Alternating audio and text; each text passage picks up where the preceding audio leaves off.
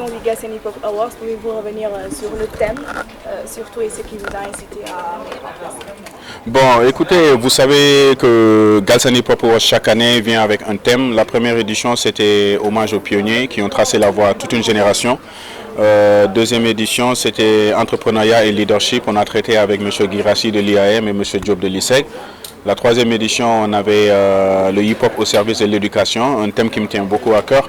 Et comment à travers le hip-hop on peut éduquer, parce que beaucoup de gens qui ne comprennent pas pensent que même insulter la famille de quelqu'un, ou alors de mère ou de père à quelqu'un, c'est hip-hop. C'est pas hip-hop, donc il fallait bien qu'on souligne cela à travers ce thème, le hip-hop au service de l'éducation, même par rapport au comportement de soi, parce que la discipline fait partie c'est une discipline qui fait partie des piliers du hip-hop.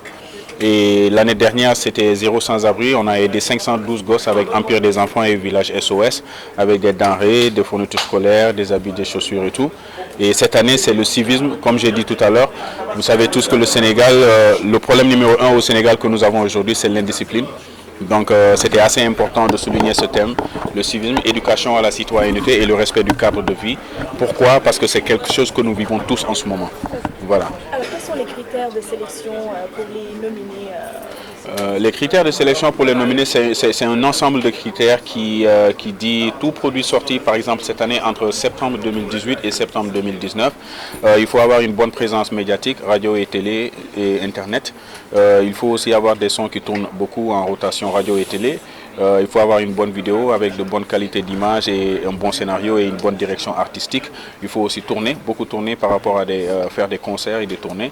Donc voilà, c'est ce qui fait l'ensemble des critères. Maintenant, dépendant des catégories, voilà, donc les artistes eux-mêmes reçoivent des mails avec toutes ces informations-là et je pense qu'ils savent comment ça fonctionne. Et pour cette année, qu'est-ce qu'on peut attendre en termes d'innovation, de performance? En termes d'innovation, je pense que l'innovation déjà, c'est voir déjà que l'événement évolue. Rien que ça, c'est déjà une innovation. Parce que ce qu'on a cette année à la 5e édition, alhamdoulilah, on ne l'avait pas à la première édition en 2015. En 2016, on a vu une nouvelle touche. En 2017, on a vu un pas en avant. En 2018, l'année dernière, on a encore fait un pas en avant. Cette année, c'est aussi un pas en avant. Venir au Grand Théâtre, pour nous, c'est pas un challenge, c'est juste un pas en avant que je vois. Et Inch'Allah, nous souhaitons que ça aille encore plus de l'avant l'année prochaine, quand nous allons mettre en place le Galsen Hip Hop Awards /West Africa et faire participer les pays de la sous-région. Le soutien du ministère de la Culture? Le ministère de la Culture ne nous a jamais lâchés, honnêtement. Donc nous saluons de passage tous les ministères qui sont déjà passés, de Mbagnick à M. Thiam. Et cette année, nous avons M. Diop, M. Abdoulaye Diop. Mais la personne à remercier vraiment par rapport sur tout ce parcours, c'est M. Koundoul, le directeur de la direction des arts, qui a vraiment été là et qui s'est battu corps et âme pour déjà nous assister par rapport à la validation de la Fonds de développement des cultures urbaines. Et artistiquement, il est à l'écoute de tout le monde, ce qu'il peut faire, il le fait, ce qu'il ne peut pas, il est assez honnête de vous dire que okay, franchement, ça, je ne peux pas le faire. Et ça, c'est quelque chose que je respecte en lui.